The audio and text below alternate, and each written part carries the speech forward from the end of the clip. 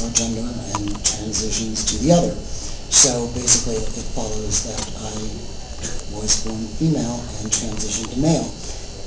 And this book is not so much about my transition as far as I did this, then I did this, then I did this. It's more of an exploration of various things that happen and that people deal with when they're transitioning, such as identity formation, sexuality, living with a transsexual body, finding a community, and things like that. And there's a lot involved in transition, and one of the things that the majority of transsexual people do when they transition is take hormones. And people who are born men take estrogen, and people who are born female, people who are born male take estrogen, people who are born female take testosterone. So the teeming masculinity that you see up here before you tonight is the result of 10 years of testosterone. Thank you.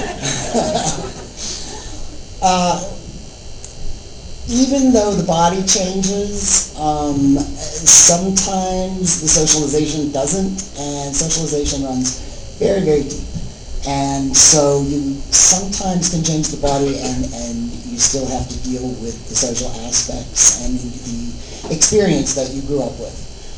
So what I'm going to read to you tonight is a piece kind of about what happens when female experience collides with male expectation, and all with a huge dose of testosterone thrown in. This was early on in my transition.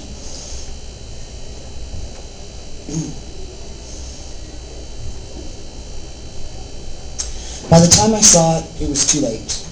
I was cruising down I-70, hurrying to get back from work from an appointment, and thinking about everything but an emergency situation, when the metal shot like a bottle rocket from under the tire of the car in front of me and right into my path. My tire deflated instantly, and I steered my hobbling car to the shoulder of the highway. The last time my car had been disabled, several years before, a total of 5 cars, each with a varying number of men inside, had stopped to help me in the 20 minutes before my husband had arrived. That's it, I thought. All I have to do is get out of the car and wait. I looked like this. I got out of the car. I waited. The sun was unbearable, and the hot air ripping off the cars passing me by at 70 miles an hour made things even more miserable. Nobody was going to stop. Who would stop to help a man? And wasn't I a man? This called for some quick thinking, some masculine thinking. There were things in the trunk, I remembered, that were meant just for such an emergency. I dug them out one by one, consulting my owner's manual and matching up each piece with the drawing. When they were all laid out by the roadside, I read the entire manual chapter on changing a tire. Then I proceeded to try to follow the instructions. I managed to get the jack wedged underneath the frame, and with torturous grunting and tugging, pushing and pulling, the jack handle repeatedly coming off in my hand, I got the car elevated. I figured out on my own that I could loosen the lug nuts by pounding on the lug nut loosener with my foot. But the lug nut loosener was also the lug nut tightener, and several times I made the frustrating mistake of going in the wrong direction.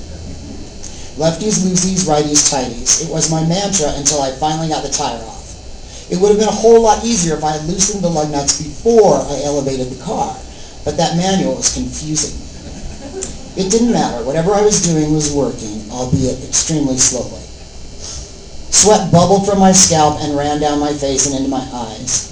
I dabbed at my eyes with a fingertip until I remembered that I had no eye makeup on. Nothing was in danger of smearing.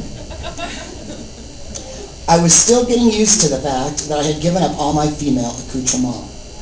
But when I finally realized that there was no mascara to sting my eyes, no carefully applied eyeliner to destroy, I wiped my hand across my face and into my eyes, smearing nothing but the dripping sweat. I yanked at the tire, working it this way and that until it finally came off, a tangled, mangled, and extremely heavy loop of rubber. that was filled with dirt, most of which ended up on me. I heaved it off to the side with a grunt, and this sound, this motion, transformed me. Instantly, both my body and my mind were possessed by some otherworldly masculine force. I had a new manly persona of sweat and filth. The testosterone churned through my veins. At any moment, my muscles might expand to split my shirt in several places, and my glistening, swollen torso would be revealed to every onlooker. Adopting an ape-like swagger, I lumbered back and forth along the side of the road, finally feeling confident that I might actually know what I was doing, and that people passing by might think as much. Why, look, Sam, there's a man who knows what he's doing. All I needed was a club and a dinosaur, and I could kill dinner. The spare tire was merely an inflatable plastic inner tube in my hands. I ignored the fact that it was naturally much smaller and lighter than the original. It was me, not the tire, that was different. It was on the car in no time, and I followed my innate masculine intuition, which told me to lower the car before I attempted to tighten the lug nuts. It all came so much more easily now, and when it was finished, I smacked my greasy black palms together, made a long, manly swipe across my forehead with the back of my hand, and stood back to admire my accomplishment. I was soaked, stinking, filthy, and at least 30 minutes had gone by, but I had changed my tire. It was like some strange rite of passage, and I felt proud.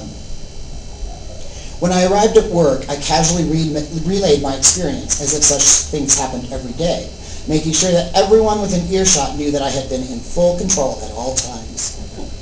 But the novelty soon wore off.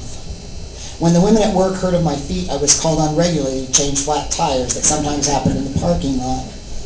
It was also assumed that I knew why cars wouldn't start, and that I would be able to fix them. It turned out that jumper cables were as much an accessory of manhood as my dangling earrings had been of womanhood. And I somehow gained the status of carnival strongman, being summoned to move heavy objects, file cabinets and tables in the meeting rooms, although my arm muscles were particularly pathetic. Suddenly I was expected to reach things in high places, although I hadn't grown an inch. I was, in other words, expected to be a man.